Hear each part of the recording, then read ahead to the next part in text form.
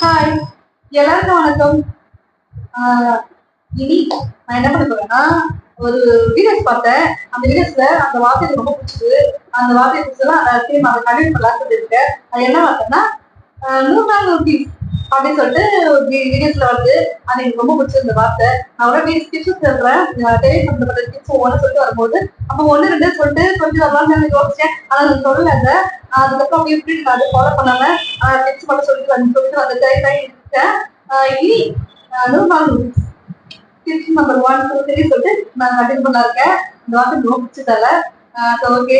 இனிமே வந்து ஒரு நாள் ஒரு டிப்ஸ் சொல்லிட்டு தேடி வரும், உங்களுக்கு தேடி வரும். ஒரு நாள் ஒரு டிப்ஸ் சொல்லிட்டு தேடி சம்பந்தப்பட்ட டிப்ஸ் ரொம்ப ஈஸியா இருக்கும், ட்ரிக்கலா இருக்கும். ட்ரிக் அண்ட் டிப்ஸ் ட்ரிக்கான டிப்ஸ் நான் என்ன கத்துக்கணும், என்ன கேட்டு அதை தெளிவெல்லாம் உங்களுக்கு கிளியர் பண்றதுல அந்த டிப்ஸ் தேடி கண்டிப்பா வரும்.